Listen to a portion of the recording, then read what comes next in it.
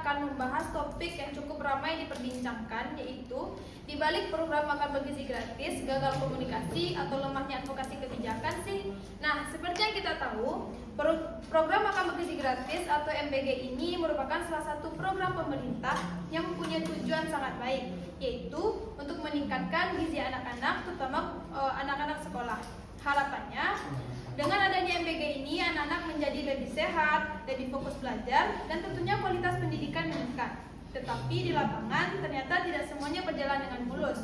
Kita mendengar beberapa kasus seperti kasus keracunan makanan, distribusi yang tidak merata, hingga adanya kebingungan dari pihak sekolah ataupun penyedia makanan.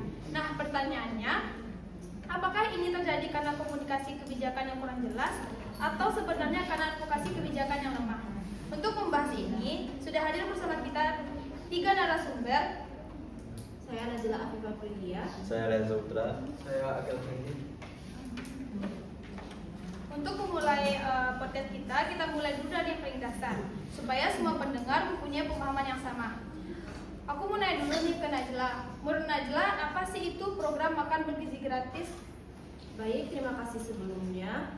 Kalau kita lihat secara umum, program makan bergizi gratis ini mempunyai tujuan yang sangat strategis. Yang pertama yaitu untuk memperbaiki status gizi anak-anak. Karena seperti yang kita tahu, masih banyaknya kasus kekurangan gizi dan stunting yang ada di Indonesia. Yang kedua yaitu untuk meningkatkan konsentrasi belajar siswa. Karena anak yang lambat dan kekurangan gizi itu akan lebih sulit fokus belajar di dalam kelas. Dan yang selanjutnya yaitu untuk mengurangi beban ekonomi keluarga, terkhususnya bagi keluarga yang kurang mampu. Jadi sebenarnya ini bukan hanya tentang makanan, tapi juga berkaitan dengan pendidikan, kesehatan, dan kesejahteraan sosial. Berarti secara konsep program ini memang sangat penting ya? Iya, betul sekali. Masalahnya itu bukan di tujuan, tapi lebih ke pelaksanaannya. Nah, mungkin kita bisa masuk ke permasalahan yang terjadi. Aku mau nanya nih ke Rehan, dengan adanya kasus-kasus seperti keracunan makanan, pendistribusian tidak merata, menurut Rehan sendiri, apa sih yang menjadi penyebab dari permasalahan tersebut? Baik, kalau saya melihat salah satu masalah utamanya memang ada pada komunikasi kebijakan. Seringkali kebijakan terjadi karena dari pemerintah pusat itu tidak disampaikan dengan baik ke level bawah, seperti sekolah atau penyedia makanannya. Misalnya standar keamanan pangan, cara penyimpanan makanan, hingga prosedur distribusi itu tidak semuanya dipahami dengan jelas. Akibatnya, pelaksanaan di lapangan menjalankan program ini dengan pemahaman yang berbeda dan tidak sama. Berarti jadi semacam pesan tidak disampaikan dengan baik ya? Ya betul, bahkan kadang informasi yang disampaikan itu sudah berubah atau tidak lengkap. Misalnya ada yang tidak tahu standar kebersihan makanan atau tidak ada pelatihan yang cukup. Ini yang akhirnya bisa menyebabkan hal-hal seperti keracunan makanan. Wah, menarik sekali ya. Aku mau nanya nih ke Agel. Menurut Agel, apakah masalah ini hanya disebabkan oleh komunikasi saja atau ada faktor lain yang menyebabkan permasalahan ini? Menurut saya komunikasi memang penting, tapi bukan satu-satunya masalah. Yang sering dilupakan adalah advokasi kebijakan. Mungkin bisa dijelaskan apa itu advokasi kebijakan? Advokasi kebijakan itu bisa kita pahami sebagai upaya untuk memastikan bahwa kebijakan tidak hanya dibuat, tapi juga benar-benar didukung, dipahami dan diawasi berbagai pihak. Dalam kasus MBG, saya melihat keterlibatan stakeholder masih kurang. Misalnya, ahli gizi tidak selalu dilibatkan secara aktif. Pengawasan dari lembaga terkait masih lemah. Masyarakat juga belum sepenuhnya dilibatkan. Akibatnya kebijakan ini seperti berjalan sendiri tanpa dukungan yang kuat. Jadi bukan cuma soal pesan yang tidak disampaikan dengan baik, tapi juga permasalahan ini tidak diawasi dengan baik ya? Betul sekali. Tanpa advokasi yang kuat, kebijakan yang bagus pun bisa gagal di lapangan. Nah, sekarang aku mau nanya lagi nih ke kalian. Menurut kalian, mana sih yang lebih dominan penyebab permasalahan ini, komunikasi atau advokasi kebijakan itu sendiri? Mungkin bisa dimulai dari Najla terlebih dahulu. Kalau menurut saya komunikasi itu tetap menjadi kunci yang paling utama. Karena kalau dari awal sudah jelas mulai dari petunjuk teknis sampai ke pelatihan, mungkin kesalahan itu akan lebih mudah diminimalisir. Mungkin menurut Rehan? Mungkin saya setuju apa yang disampaikan oleh Najla tadi. Tapi saya juga melihat komunikasi ini harus dibarengi dengan pengawasan. Karena walaupun sudah dijelaskan, kalau tidak diawasi tetap bisa terjadi penyimpangan. Kalau menurut Agal sendiri, Menurut saya agak berbeda. Menurut saya advokasi itu lebih mendasar karena advokasi mencakup komunikasi, pengawasan, dan juga terlibatkan semua pihak. Kalau advokasinya kuat, komunikasi pasti akan diperhatikan dan implementasinya juga akan lebih terkontrol. wah ternyata keduanya saling berkaitan ya. Mungkin kalau kita lihat lebih jauh lagi, dampak dari masalah ini cukup serius. Menurut Najla sendiri, apa sih dampak yang paling terasa? Yang paling jelas tentu dampak pada kesehatan siswa karena keracunan makanan itu merupakan hal yang sangat berbahaya. Selain itu, kepercayaan masyarakat terhadap pemerintah itu juga akan menurun. Karena kalau program yang awal niatnya baik tapi hasilnya bermasalah, itu akan membuat masyarakat menjadi ragu. Mungkin ada tambahan dari Rehan? Nah, mungkin dampak lainnya yaitu terganggunya proses belajar bagi siswa. Kalau siswa itu sakit, tentu mereka tidak bisa mengikuti pelajaran dengan baik. Nah, jadi setiap permasalahan pasti ada solusinya dong. Jadi apa sih menurut kalian bertiga solusi yang paling baik yang harus dilakukan agar program ini berjalan dengan baik? Yang pertama itu pemerintah harus memperbaiki komunikasi kebijakan, mulai dari sosialisasi yang lebih jelas hingga pelatihan bagi pelaksana di lapangan. Nah, mungkin sedikit tambahan dari penyampaian dari Najla tadi. Solusinya itu perlu adanya standar operasional yang jelas dan pengawasan rutin. Jangan hanya dilepas begitu saja tanpa kontrol. Dan yang tak kalah penting, memperkuat advokasi kebijakan. Libatkan lebih banyak pihak seperti akademisi, ahli gizi, masyarakat, lembaga pengawas. Dengan begitu, kebijakan ini tidak hanya berjalan, tapi juga terjaga kualitasnya. Dari diskusi kita hari ini bisa disimpulkan bahwa permasalahan dalam program makan bergizi gratis ini tidak hanya disebabkan oleh satu faktor saja, tetapi ada keterkaitan antara kurangnya komunikasi kebijakan dan lemahnya advokasi kebijakan. Keduanya sama-sama penting untuk diperbaiki. Harapan kedepannya, program ini bisa berjalan dengan lebih baik lagi dan benar-benar memberikan manfaat bagi anak-anak di Indonesia. Nah, terima kasih kepada narasumber kita atas diskusi yang menarik hari ini. Dan terima kasih juga kepada teman-teman yang sudah mendengarkan podcast Ruang Kebijakan. Sampai jumpa di episode selanjutnya. Baik, mungkin kita bisa masuk kepada sesi kritik dan saran dari kelompok 9. Kepada kelompok 9 dipersilakan.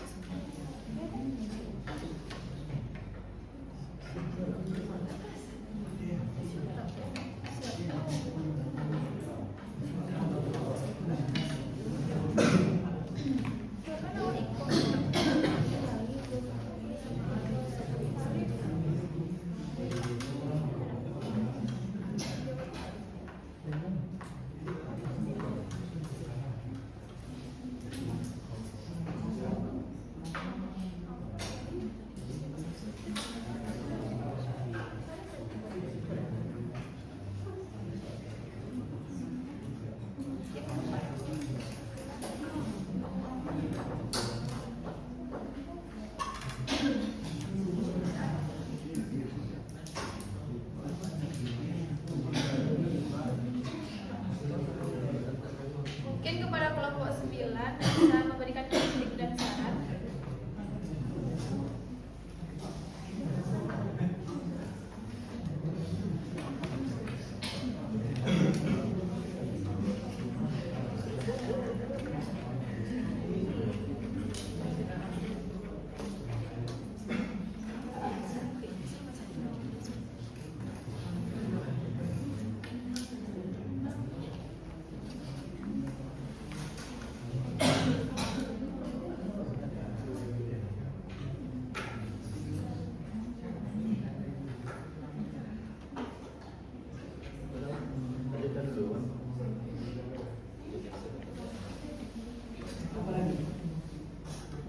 Kritik dan saran. Ada kelompoknya. Kelompok 9. Ada dia. Coba aja kita pulang. Oke. Mana?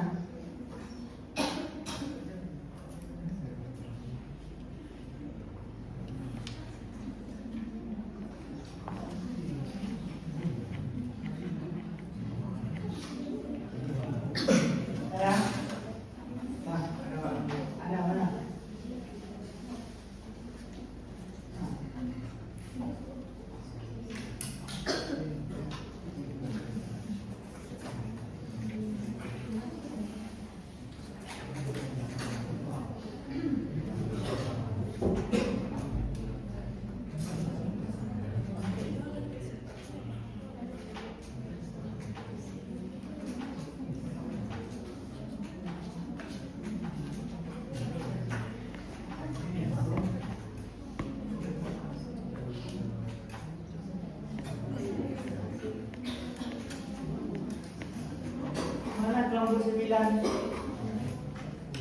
Berapa orang? Ah, 2 orang.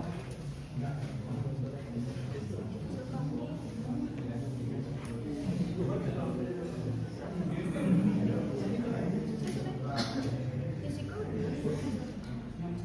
Zulfamli Arif. Ya, mungkin ada yang tambah tentang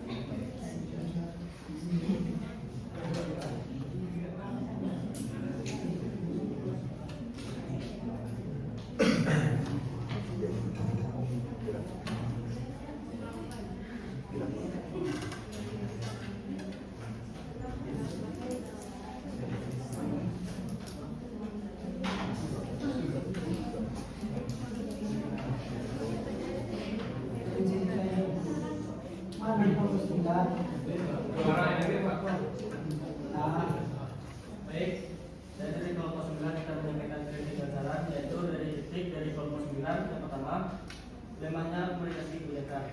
Narasi menyebutkan bahwa informasi terkait standar keamanan pangan, prosedur pengolahan, dan distribusi tidak disampaikan dengan baik ke pelaksanaan di lapangan. Hal ini menunjukkan bahwa sistem komunikasi kebijakan yang digunakan pemerintah bersifat kontrol, tanpa memastikan pemahaman yang merata tingkat bawah. Lalu minimnya advokasi kebijakan. Keterlibatan tokoh kepentingan seperti ahli gizi, lembaga pengawas, sekolah, dan masyarakat masih belum optimal.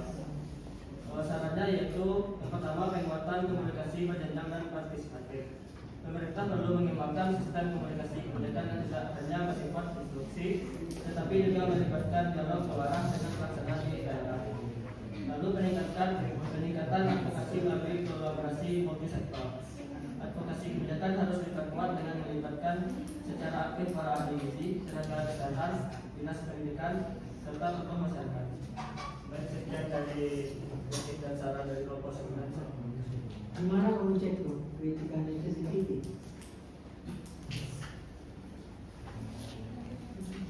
Nah, sebenarnya Dari narasi. narasi ini mana kamu ini? Buatkan kritikan untuk sedikit. Tadi di lokal apa kayak gitu juga tuh. Lokal apa kayak gitu? Politik kebijakan. Kan dicari dari tadi.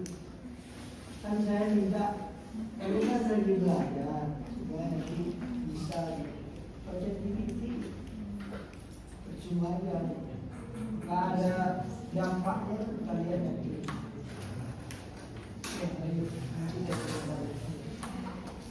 Baik, kita masuk kepada sesi pertanyaan. Kami membuka 4 pertanyaan. Mungkin kepada teman-teman yang ingin bertanya bisa mengangkat tangan.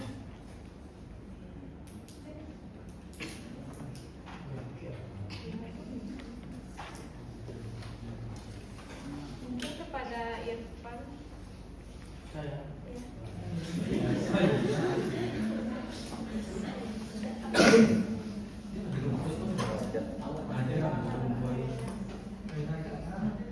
Terima kasih atas kesempatannya yang saya hormati Bapak Presiden SMPMP. Di sini saya akan bertanya kepada Bu Matilda mengenai peran stakeholder. Mengapa keterlibatan stakeholder seperti ahli gizi dan masyarakat masih minim? Berikan penjelasannya. Bisa diulangi? Mengapa keterlibatan stakeholder seperti ahli gizi dan masyarakat masih minim? Terima kasih. Mungkin ada yang ingin bertanya lagi? Kepada Dea. Terima kasih kepada moderator. Sebelumnya perkenalkan saya Ahmad Arnaldi dengan judul di kelompok 495 yang bertanya kepada kelompok penyaji. Apakah narasi lemahnya komunikasi kebijakan benar-benar menjadi penyebab utama permasalahan program MPP atau justru hanya dijadikan alasan untuk menutupi ketidaksiapan sistem pengawasan dalam menjamin kualitas dan keamanan pangan di lapangan?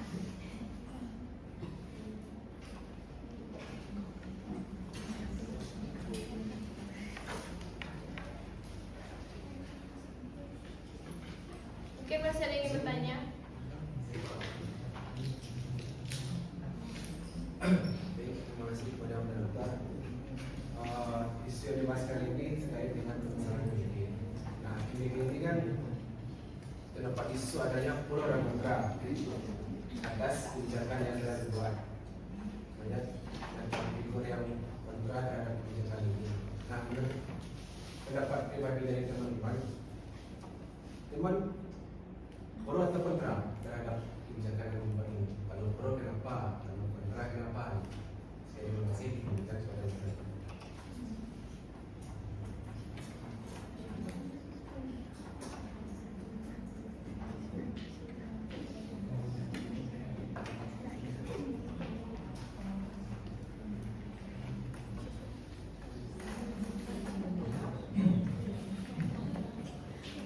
Satu pertanyaan lagi pada Ilham. Terima kasih. Pertanyaannya yaitu apakah masalah utama MBG ada pada desain kebijakan atau implementasi? Baik, mungkin pertanyaan saya. Baik, terima kasih kepada Ilham. Mungkin bisa diberi kami sedikit waktu untuk mencari jawaban dari pertanyaan teman-teman semua.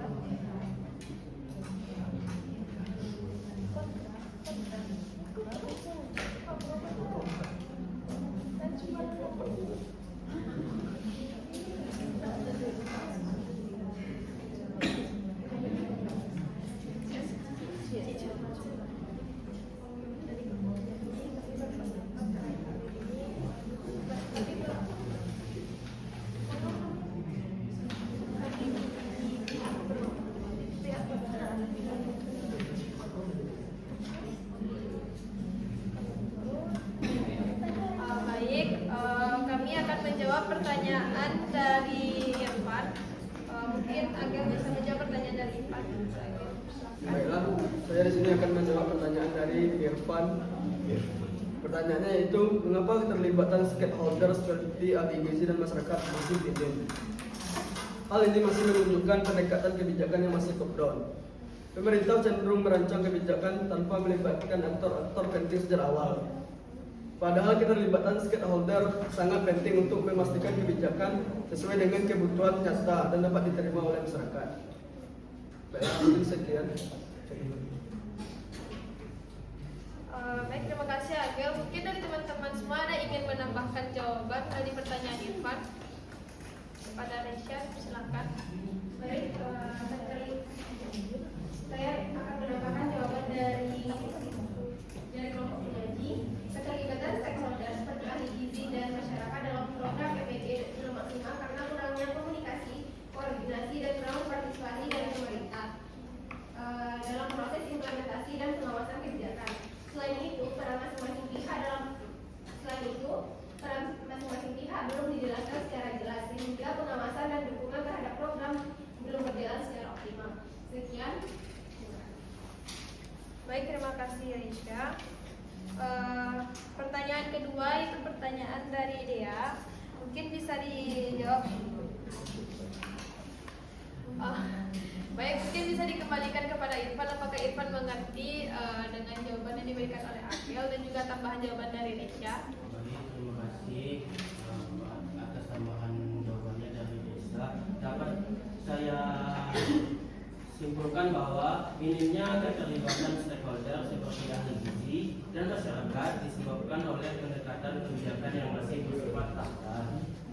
Akibatnya kebijakan yang dihasilkan kurang responsif terhadap kebutuhan nyata di suatu lapangan. dan berpotensi tidak efektif karena rendahnya penerimaan dari masyarakat. Sekian saya kembalikan kepada.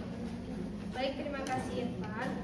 Mungkin pertanyaan kedua itu pertanyaan dari Dea. Pertanyaan dari Dea mungkin bisa dijawab oleh Najla. Kepada Najla dipersilakan. Baik, terima kasih sebelumnya. Pertanyaannya yaitu, apakah narasi lemahnya komunikasi kebijakan benar-benar menjadi penyebab utama permasalahan program MBG atau justru hanya dijadikan alasan untuk menutupi ketidaksiapan sistem pengawasan dalam menjamin kualitas dan keamanan pangan di lapangan? Yang pertama yaitu peran komunikasi kebijakan penting, tapi bukan satu-satunya penyebab. Dalam kajian kebijakan publik, komunikasi kebijakan memang krusial karena menjelaskan standar SOP kepada pelaksana, menyampaikan tujuan dan prosedur program, menghindari miskomunikasi antar aktor. Jika komunikasi lemah, maka pelaksana di lapangan bisa salah memahami standar kualitas pangan. Terjadi inkonsistensi dalam implementasi dan target program tidak tercapai secara optimal. Namun, komunikasi hanya bersifat sebagai penggerak saja, bukan penentu utama keberhasilan jika sistem yang lainnya lemah. Yang selanjutnya yaitu indikasi masalah yang lebih dalam, lemahnya sistem pengawasan. Jika terjadi masalah seperti kualitas makanan buruk, ketidaksesuaian standar keamanan pangan, kurangnya kontrol distribusi, maka ini lebih mengarah pada kegagalan dalam monitoring dan evaluasi. Sistem kontrol kualitas, mekanisme akuntabilitas dalam perspektif good governance ini menunjukkan lemahnya transparansi, kurangnya pengawasan berlapis, minimnya penegakan standar. Artinya, meskipun komunikasi sudah dilakukan tanpa pengawasan yang kuat, implementasi tetap akan bermasalah. Narasi komunikasi lemah sebagai alasan yang simplifikasi. Dalam praktik kebijakan, sering terjadi fenomena ini seperti pengalihan kesalahan. Pemerintah atau pelaksana menyederhanakan masalah kompleks menjadi komunikasi yang kurang efektif. Padahal masalah sebenarnya itu bisa berupa infrastruktur pengawasan belum siap, SDM tidak kompeten, sistem distribusi tidak terstandarisasi, tidak adanya audit kualitas yang ketat, sehingga narasi ini bisa menutupi kegagalan struktural. Baik, terima kasih jawaban dari saya. Sekian dari jawaban dari saya kembalikan kepada moderator. Baik, terima kasih Najla atas jawabannya. Mungkin dari teman-teman ada yang ingin menambahkan jawaban dari pertanyaan dia? Jika tidak ada, mungkin bisa dikembalikan kepada dia. Apakah paham dengan jawaban yang kami berikan? Baik, terima kasih kepada kelompok penyaji atas jawaban dan pertanyaan saya. Bisa simpulkan bahwa komunikasi itu penting, namun bukan menjadi salah satunya masalah dalam program MBG. Jika komunikasinya lemah, program MBG ini juga susah untuk diarahkan. Dan juga komunikasi ini juga sebagai penggerak dalam good governance ini juga termasuk dalam kurangnya transparansi. Komunikasi ini memang merupakan sebuah masalah, namun masalahnya bisa juga karena infrastruktur dan juga kurangnya SDM. Mungkin sekian kesimpulan yang bisa saya sampaikan. Saya kembalikan ke moderator. Baik, terima kasih Dea. Mungkin pertanyaan ketiga dari Bang Gilang. Pertanyaannya, dalam program MBG ini terdapat isu pro dan kontra. Dari kami kelompok penyaji, kami berada di pihak pro atau kontra. Mungkin bisa dijawab oleh saya sendiri. Kami dari kelompok penyaji, kami berada di pihak kontra. Dikarenakan dalam implementasi program ini di lapangan masih banyak permasalahan yang terjadi, seperti kasus keracunan makanan, lemahnya komunikasi kebijakan, lemahnya pemahaman mengenai keamanan pangan, dan juga tidak melibatkan langsung peran stakeholder seperti ahli gizi, lembaga pengawas, pihak sekolah, dan juga masyarakat. Terima kasih. Mungkin bisa dikembalikan kepada Gilang. Oke, baik, terima kasih kepada moderator. Kontra ya berarti ya. Kalau menurut pendapat saya pribadi, saya pro dengan kebijakan ini. Kenapa? Karena kebijakan ini sangat membantu masyarakat yang tidak mampu membiayai keluarganya. Terlepaslah dari hal yang mungkin banyak orang yang mengatakan program ini menghamburkan uang, banyaknya praktik korupsi terhadap kebijakan ini, terus keracunan dan segala macamnya. Contoh, mungkin keracunan ya, misalnya di dalam satu minggu itu misalnya ada produksi 1000, yang keracunan itu cuma 200. Nah, selebihnya yang 400 ini, kenapa nggak keracunan? Kenapa hanya 200 ini yang keracunan sekali? Nah, menurut saya pendapat pribadi mungkin adanya apa ya, kepentingan elit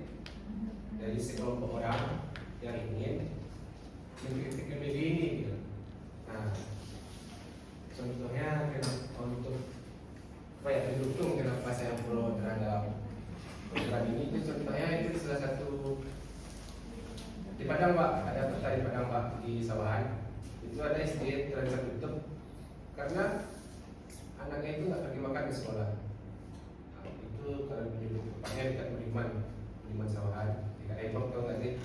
Nah karena itu ada SD di sawahan namanya. Nah itu terancam tutup Pak. Nah untungnya ada di sana MBG masuklah ke sekolah itu. Nah makanya sekolah itu nggak ditutup karena MBG itu masuk. Nah dari itu kayak ini benar-benar sama teman masyarakat yang tak bisa menilai lepas dari hal-hal yang lain. Ini bisa lihat tempat saya. Terima kasih. Pak izin Pak, dia juga bahas MBG ini Pak. Mas apa? Bahas isu MBG ini Pak, boleh nggak Pak sama Pak? Kapan tadi? Oh, 7 Pak. 2 minggu lagi ya? Ya Pak. Saya dia bilang Terima kasih Pak. supaya nanti. Baik, mungkin pertanyaan selanjutnya yaitu pertanyaan dari Ilham Mulyanda. Mungkin bisa dijawab oleh Rehan. Kepada Rehan dipersilakan. Baik, terima kasih moderator. Baik, saya akan jawab pertanyaan dari Ilham Mulyanda. Itu pertanyaannya baik, pertanyaannya yaitu apakah masalah utama MBG ada pada desain kebijakan atau implementasi? Baik, masalah utama lebih dominan pada implementasi. Karena secara konsep MBG sudah dirancang dengan tujuan yang jelas dan positif. Namun pada pelaksanaannya terdapat berbagai kendala seperti lemahnya komunikasi kebijakan, kurangnya pemahaman pelaksanaan di lapangan terhadap standar operasional, terutama terkait keamanan pangan, serta minimnya pengawasan dan keterlibatan stakeholder. Selain itu, ketidaksiapan infrastruktur, perbedaan kapasitas antar daerah, serta distribusi yang tidak merata juga memperparah masalah implementasi. Mungkin sekian jawaban dari saya kembalikan kepada moderator. Baik, terima kasih Rehan. Mungkin dari teman-teman semua ada ingin menambahkan jawaban? Jika tidak, dikembalikan kepada Ilham. Apakah mengerti dengan jawaban yang diberikan oleh Rehan? Baiklah, terima kasih kepada Bapak penyaji untuk jawabannya. Dapat saya pahami, itu permasalahan utama dalam kebijakan MBG lebih terletak pada aspek implementasi daripada desain kebijakan itu sendiri. Karena keberhasilan kebijakan sangat bergantung pada kesiapan sistem implementasi, sinergi antar pihak, serta pengawasan yang konsisten dan efektif. Sekian, saya kembalikan kepada Bapak. Baik, terima kasih Ilham.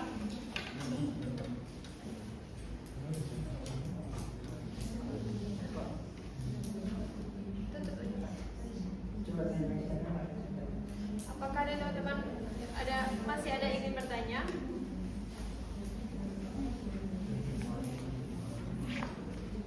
Ada Pak? Boleh teman-teman nih kan kontra ya. Kontranya kan karena mekanisme ya. Lepas dari mekanisme ini gimana? Kan ada yang begini sama teman tunggal. Perlu nggak adanya begini? Lepas Coba dari dia mekanisme dari mana? pro atau kontra? Iya. Pro atau kontra? Mana ya? Satu aja pilihan kita satu. Pro atau kontra?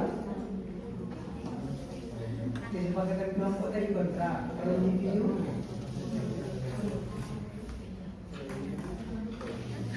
pro. Sehat.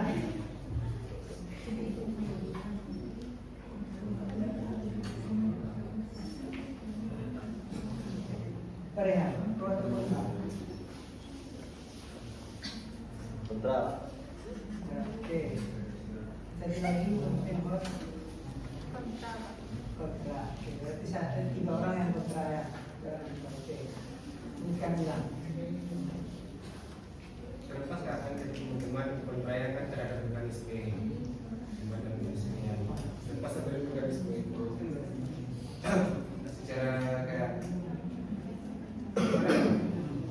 dengan ada program ini ya ini bukan program makanan bergizi, bukan makanan enak ya.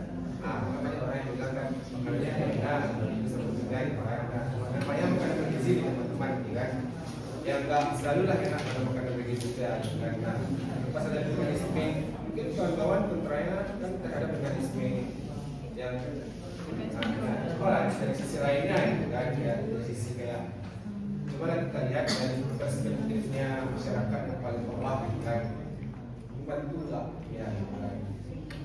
Ya pergi ke sekolah kan gitu kan, kayak yang awalnya mereka lakukan itu makan yang tidak gitu kan. Dari coba lah kalau misalnya teman-teman dari sudut pandang masyarakat yang bawah, gimana teman-teman melakukannya? Mana yang aja sih?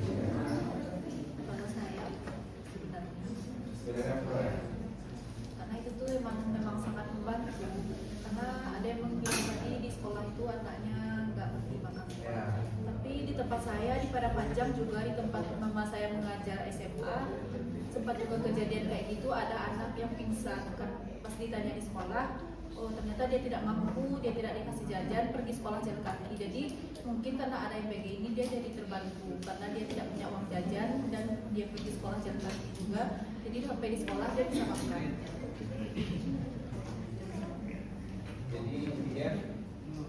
Jadi sebenarnya MPG ini membantu. Ya. Menurut pendapat saya pribadi memang membantu, terkhususnya memang karena kan tidak di semua di sekolah itu ada anak yang mampu, masih banyak yang menengah ke bawah. Jadi yang menengah ke bawah itu mungkin akan terbantu karena MPG. Jadi ke depannya kalau misalnya ada teman-teman ditanya lagi ke teman-teman, jawabannya apa? Sebenarnya sih Baik, terima kasih kepada teman-teman semua yang telah mendengarkan diskusi kita hari ini. Kami dari kelompok 5, apabila terdapat kesalahan kata, kami mohon maaf. Wassalamualaikum warahmatullahi wabarakatuh.